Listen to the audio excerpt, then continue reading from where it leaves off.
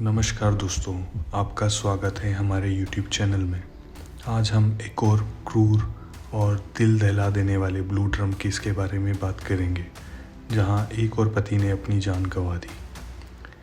आगे बढ़ने से पहले मैं आपसे अनुरोध करूंगा कि आप इस वीडियो को लाइक करें और चैनल को सब्सक्राइब करें। दोस्तों, ये मामला है राजस्थान के किशनगढ़ पास का।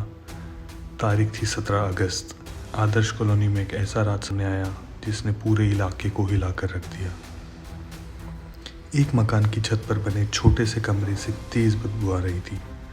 यह बदबू जब मकान मालिक की पत्नी मिथिलेश को बर्दाश्त ना हो पाई तो उसने पुलिस को फ़ोन लगाया, और जब पुलिस वहां पर पहुंची और जो नज़ारा देखने को मिला वो किसी के भी होश उड़ाने के लिए काफ़ी था।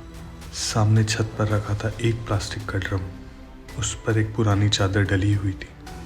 जब पुलिस ने ड्रम को खोला तो अंदर मिला एक युवक का शव पर नमक डाला गया था ताकि वो जल्दी सड़ जाए और बदबू कम फैले। लेकिन ये शव किसका था और इस घर में कैसे पहुंचा? यहीं से शुरू होती है एक दर्दनाक कहानी। शव की पहचान हंसराम की शाहजहाँपुर जिले का रहने वाला था। वो अपनी पत्नी लक्ष्मी उर्फ सुनीता और 3 बच्चों के साथ किशनगढ़ बास के किराए के मकान में रहता था। हंसराम का पेशा साधारण था। वह ईंट भट्टे पर मजदूरी करता था, लेकिन उसकी ज़िंदगी वो साधारण नहीं थी। वो नशे का आदी था और अक्सर अपने दोस्त जितेंद्र शर्मा के साथ शराब पीता था।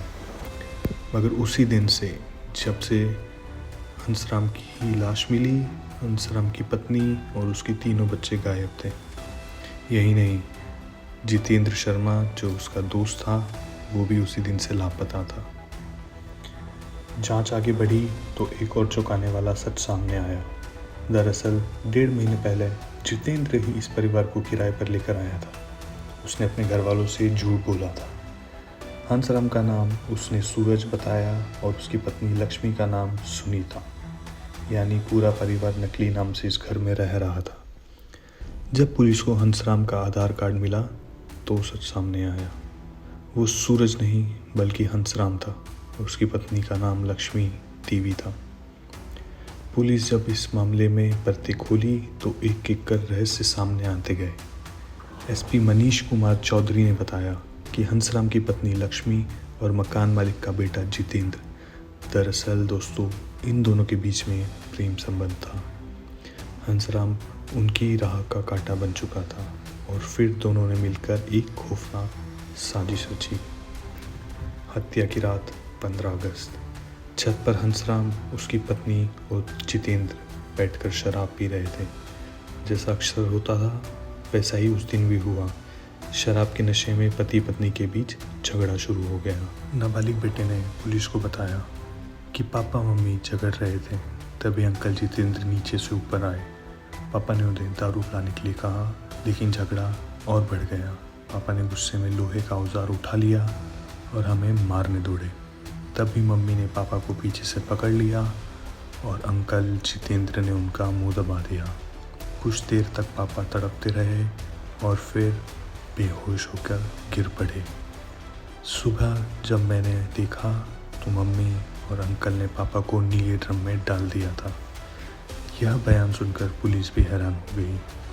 लेकिन ये जितेंद्र कौन था जिसकी वजह से उन दोनों पति पत्नी की शादीशुदा जिंदगी तबाह हो गई?